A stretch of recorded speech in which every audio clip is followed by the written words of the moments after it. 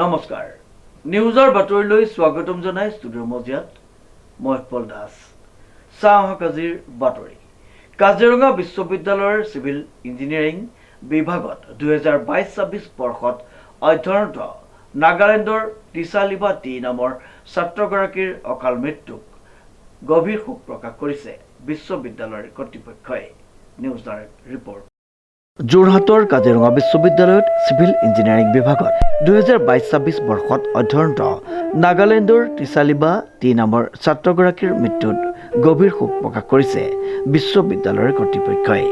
কাজিৰঙা বিশ্ববিদ্যালয়ৰ কৰ্তৃপক্ষই ছাত্ৰগৰাকীৰ আত্মাৰ সদ্গতি কামনা কৰাৰ লগতে তেওঁৰ পৰিয়ালক এই ক্ষেত্ৰত সহায় আগবঢ়াইছে।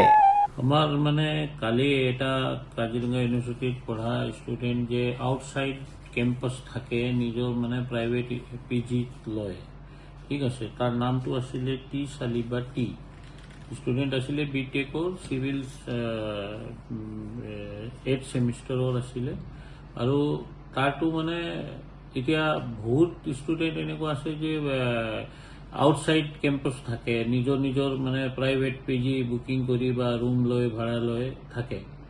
এইটো বাহিৰত কি এনেকুৱা হয়। আৰু কালি ঘটনা যে হৈছে তাত আমাৰ ইউনিভাৰ্চিটিৰ ফালৰ পৰা আমি দুখিত আছো আৰু তাৰ আত্মাৰ শান্তিৰ কাৰণে প্ৰাৰ্থনাও কৰিছো।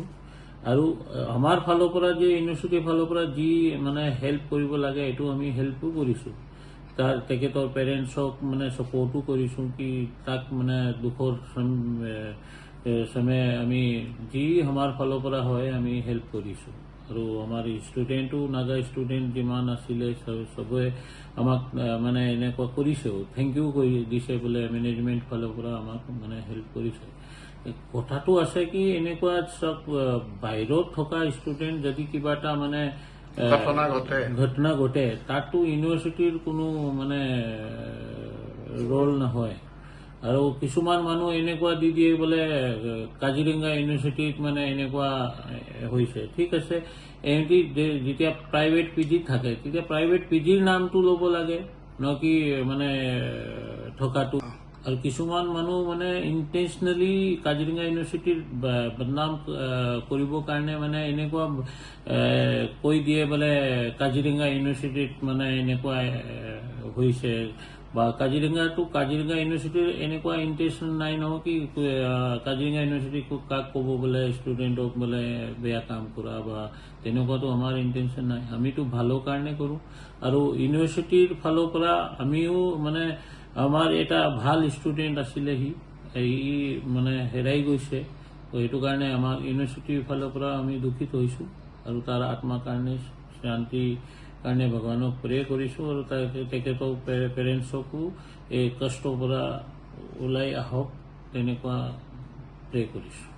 উল্লেখযোগ্য যে বিশ্ববিদ্যালয়খনৰ এগৰাকী বিষয়াই জানিবলৈ দিয়ে যে ছাত্ৰজন বিশ্ববিদ্যালয়খনৰ হোষ্টেলত নাছিল, বিশ্ববিদ্যালয়ৰ বাহিৰৰ এক ব্যক্তিগত হোষ্টেলত আছিল ছাত্ৰগৰাকী। কিন্তু এই ক্ষেত্ৰত একাংশই বিশ্ববিদ্যালয়খনক এক প্ৰকাৰে জগৰীয়া কৰাটো অতি দুৰ্ভাগ্যজনক বুলি মন্তব্য কৰে। ডিজি বৰাৰ ৰিপৰ্ট, নিউজ নাও।